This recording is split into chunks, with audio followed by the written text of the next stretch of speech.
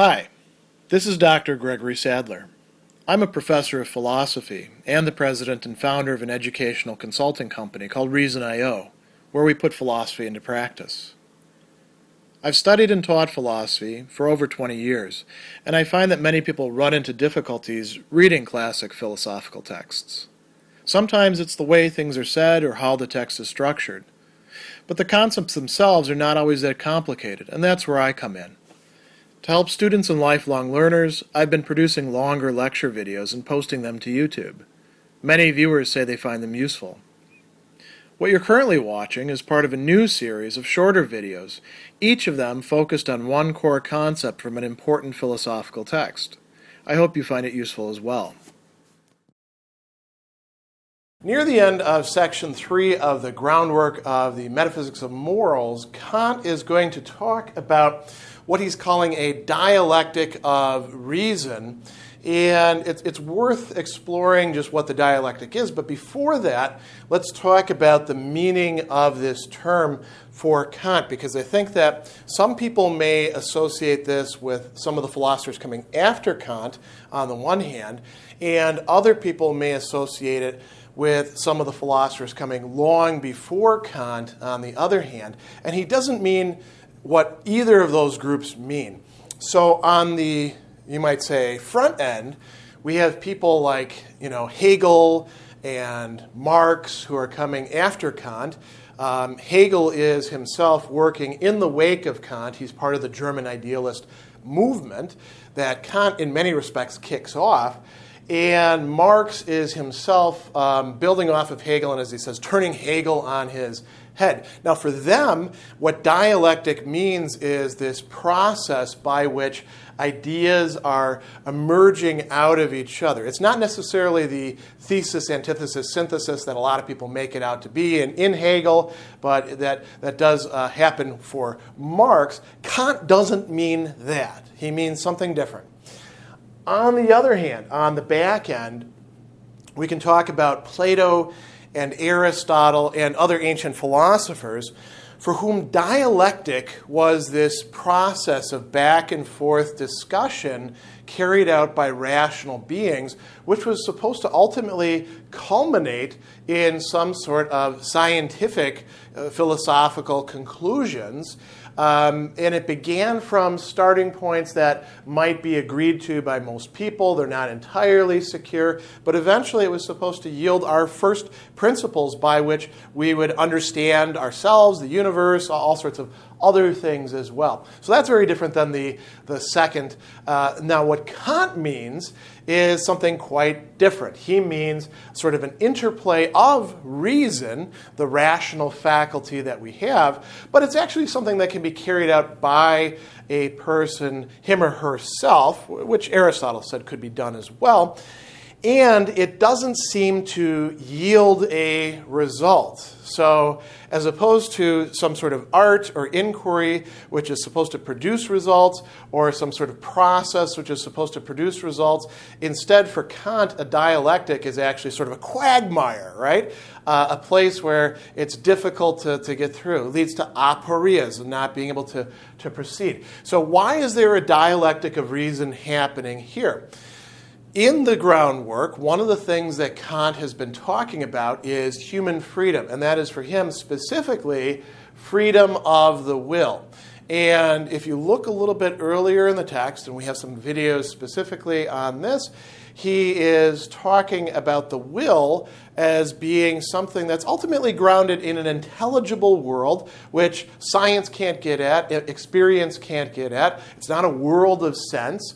And that is actually the grounding for the world of sense, this world of the understanding or intelligible world. And the will is free of the sort of causal determination that happens in the world of sense, what in this portion of the text he's calling nature.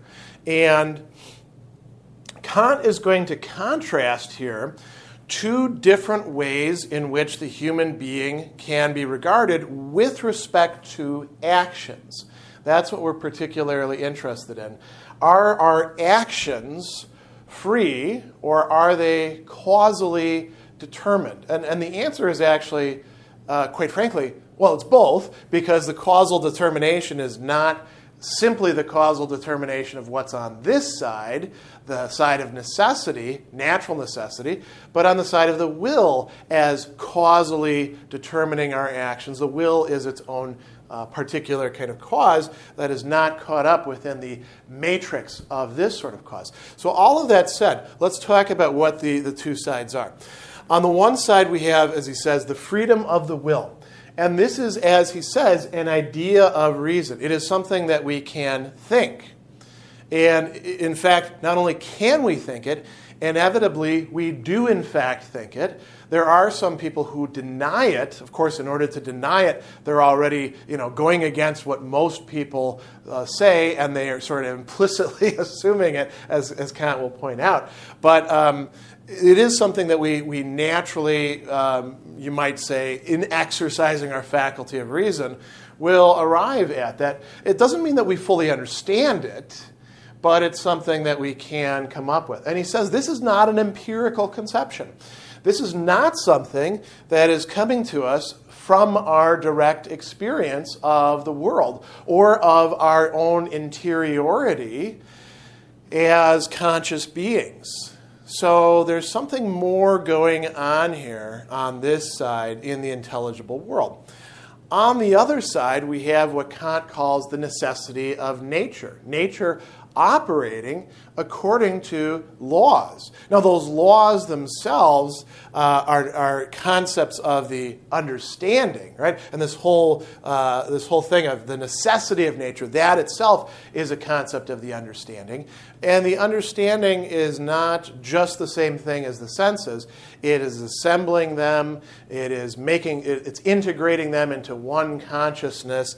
But this does, as he says, prove its reality in experience. The notion that the natural world, including our consciousness insofar as it's part of the natural world, insofar as we are acting within a world that includes all these other things that's coherent, we do, in fact, experience that, say, for example, our motives, that is, our desires and inclinations, do, in fact, move us to do things. They do, in fact, provide us with the grounds for our actions. Not actions that can thereby be, say, universalized, according to the categorical imperative, but actions that we do follow, according to what Kant calls hypothetical imperatives. And we can see other people doing the same thing. And we can see objects working in the same ways, and things in between us and mere objects, like, say, animals behaving in that way. So we have two different points of view.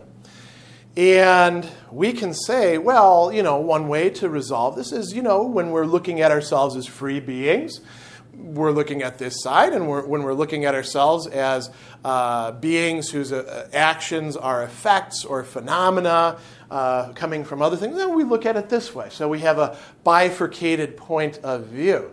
And Kant thinks that that's fundamentally right, but there is a problem with that. We're one being, and he says that these two different perspectives have to be united in the same thinking substance. So not only do we have, the understanding working on making sense of what it is that we're experiencing through the senses and, interiorly through what we call the inner sense and our consciousness, and trying to, integrate and synthesize all of this into one coherent point of view, we also have this entire other side which reason is providing us, and we want to integrate that as well. So this is representing a great, you might say, metaphysical hope or desire on the part of Kant that he is recognizing. Now the problem is that these two seem to be in contradiction with each other, don't they? If we look at it this way, then it seems like this has to be wrong. And if we look at it this way, then it seems that this has to be wrong. Why would that be the case? He doesn't fully spell this out, but if we think about what the consequences are, if we do assume that everything that is part of nature is operating according to some sort of causal necessity, some sort of universal web of determinism, then it seems like this can't possibly be the case, right? On the other hand, we also think, and Kant would say even to some degree know, by following out our what reason tells us, at least in terms of the conceptions of autonomy, morality, those sorts of things, that this is something we do have to take stock in.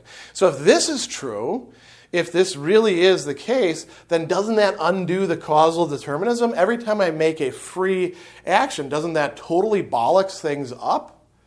And Kant says, here's where we have to look at it, again, in two different ways. If we were thinking about it merely in terms of what he calls speculative philosophy, which is concerned with pure reason. So this would be, the first critique, the critique of pure reason, also his work, the Prolegomena, to any future metaphysics. Then this is not something that turns out to be resolvable. Yet it is from the perspective of practical philosophy and practical reason. In fact, he goes further and he says, it has to be resolvable, because if it's not, then something else is going to creep in, namely what he calls fatalism. Fatalism is what we nowadays often call determinism, which is this notion that there really is no human freedom in any respect whatsoever, that all things are totally, entirely determined by the same sort of fabric of necessity, which operates according to laws, which, of course, we can understand with little consolation there, but we would have no freedom whatsoever. So the resolution to this, Kant says, cannot come from the side of speculative philosophy. It must come from the side of practical philosophy. That is how this dialectic can be addressed.